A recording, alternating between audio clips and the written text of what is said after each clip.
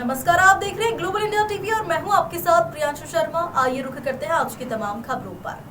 सिंगरौली जिले के मोरवा में एनसीएल विस्थापन नीति के विरोध में सिंगरौली विस्थापन संघर्ष समिति द्वारा जयंत खदान का उत्पादन व ब्लास्टिंग रोकने पुरानी राइस मिल व चड्डा कंपनी कैंप के पास धरना प्रदर्शन कर विरोध प्रकट किया जा रहा था।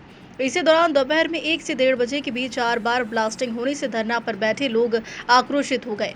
इनमें महिलाओं ने पुलिस का सुरक्षा घेरा तोड़ दिया और खदान क्षेत्र में घुसकर विरोध प्रदर्शन करने लगी। उनके पीछे पीछे बच्चे और पुरुष भी खदान में घुस गए। एसडीओपी के पांडे ने कमान संभालते हुए पुलिस बल के साथ घेरा बनाकर प्रदर्शनकारियों को मशीन पर चढ़ने से रोक दिया, तो वही घटना घटने का अंदेशा बना हुआ था। इस घटना के बाद एनसीएल की R&R के महाप्रबंधक निरंजन कुमार सिन्हा, महाप्रबंधक राजेश त्रिवेदी, जयंत परियोजना के NOP PK त्रिपाठी ने पहुंचकर धरना का नेतृत्व कर रहे लोगों को 10 सूत्रीय मांगों पर 12 जून को एनसीएल मुख्यालय में बैठक पर चर्चा करने का आश्वासन दिया, जिसके बाद सुबह 10 बजे से चल रहा धरना प्रदर्शन दोपहर 3 बजे संपन्न हुआ। इस दौरान अतिरिक्त पुलिस अधीक्षक अभिषेक रंजन, एसडीओपी कृष्णा कुमार पांडे, मोरवा थाना प्रभारी निरीक्षक यूपी सिंह, विंध्यनगर थाना प्रभारी निरीक्षक अर्चना द्विवेदी सहित भारी पुलिस बल मौके पर शांति व्यवस्था बनाए रखने में लगी रही। इस आंदोलन का नेतृत्व कर रही संघर्ष समिति की संरक्षक व सिंगरौली के पूर्व विधायक रामलल्लू बैस ने एनसीएल के अधिकारियों से कहा कि जयंत खदान द्वारा ही मेढ़ोती में पट्टे की तरह ही शासकीय भूमि के रहवासियों को मुआवजा दिया गया था। सिंगरौली से बंशमणि द्विवेदी की रिपोर्ट। जीएम साहब से, निरंजन सर से एकदम तार्किक बात की। अभी जो अंदर जो गए ग्राउंड में, नीचे जो खदान में, तो हम लोग बात करते गए। उनका मनसा से ये निकला कि लग रहा है कि कुछ सार्थक के चर्चा होगी अवर में, जो हम लोग का हक हिस्सा मारा जा रहा है, तो उस पर मंथन करेंगे और लगता है कि कुछ पॉजिटिव अवर आएगा जैसा दिखा। शांतिपूर्ण तरीके से आपका आंदोलन चल रहा था, क्या वजह रही कि पूरी पब्लिक इतनी बड़ी संख्या में भीड़, पुलिस चाक चौबंद व्यवस्था तोड़ते हुए जो है देख लोग हमारी अध्यक्षता में हुई, अमित तिवारी जी के अध्यक्षता में हुई, पूर्व विधायक रामलल्लू जी, सभी के दिशा निर्देश में बहुत अच्छा तार्किक चल रहा था, यहाँ आंदोलन चल रहा था।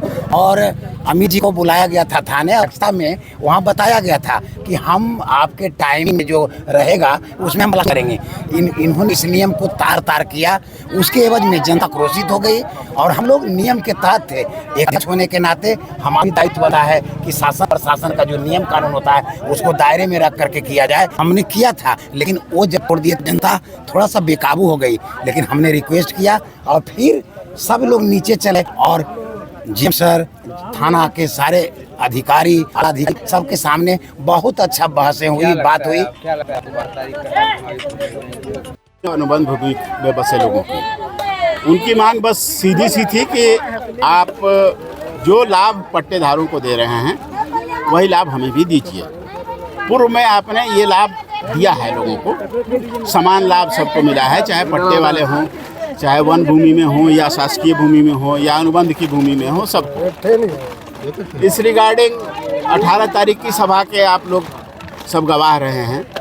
उसके बाद फिर 28 तारीख को एक बैठक हुई। बैठक के उपरांत इन्होंने ऐसा किया कि नहीं, हम इस विषय पर कोई बात नहीं करेंगे। तब जनता आंदोलित हुई और ये आंदोलन करने की नौबत आई।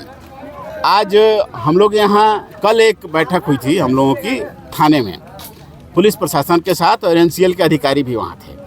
वहाँ ये बात हुई थी कि कल चूँकि धरना प्रदर्शन है वहाँ, तो जब तक जनता बैठी रहेगी तब तक कोई ब्लास्टिंग नहीं होगी।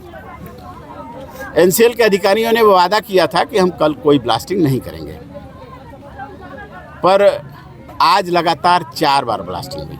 लगातार एक बार हुई, हमने बर्दाश्त किया, दूसरी बार हुई, फिर हम लोगों को रोका, हमने ठीक है, तीसरी बार हुई तो हमने छोड़ दिया, हमने अब जाओ, बहुत मनमाना हो गया इनका। अभी कुछ एनसीएल के अधिकारी आए थे और आप सबके बीच में बात हुई है, क्या बातें हुई हैं, क्या समझौता? एनसीएल के अधिकारी आए थे, वो ऊपर बैठे थे। पहले तो छोटे अधिकारियों को उन्होंने भेज दिया था, हमने कहा इनसे हम बात नहीं करेंगे। कोई जवाबदेह आदमी आए, कोई रिस्पॉन्सिबल पर्सन हो, तो जीएम R&R आए थे, निरंजन कुमार। 2024 में अधिग्रहण हुआ। मेढ़ौली, पजरे, चटका, झुंगुरदा, इन में कहीं न कहीं वार्डों में शासकीय ज़मीन पर भी बहुत दिनों से बसे हुए लोग हैं। बीच में ये बात आई थी कि उनको कुछ नहीं मिलेगा, और मिलेगा तो ऐसा करके कि 5 लाख 6 लाख रुपए प्लाट के बदले मिलेगा। इस बात को लेकर सरकारी ज़मीन पर जो अर्जन के 3-4 साल नहीं 10 साल पहले से जो निवासरत हैं, उन सब ने ये कहा कि भाई ये तो अत्याचार हुआ है। जैसा कि आपको मढ़ौली में जयंत परियोजना के विस्तार में शासकीय ज़मीन पर भी बसे लोगों को प्लाट दिया गया, और पट्टेदार अपने ज़मीन पर मकान बना कर रह रहा था उसको भी दिया गया। उसी बात को लेकर इन सब में आक्रोश था, जिसका 5 तारीख को जयंत खदान बंद करने का आह्वान किया गया था, और धरना स्थल पर काफ़ी संख्या में उपस्थित हुए लोग और अपने मांग एनसीएल के समक्ष रखा।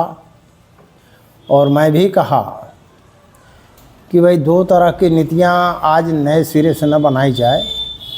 पहले से जो सभी प्रोजेक्टों में निरंतर विस्थापन, चाहे घर पट्टे की हो या उसका हो। हाँ, यदि आपको लगता है कि समय के हिसाब से, तो आज भी जो घर बनाने के लिए हमको प्लाट चाहिए तो 40 बाई 60 आप देते, तब तो 40 बाई 60 के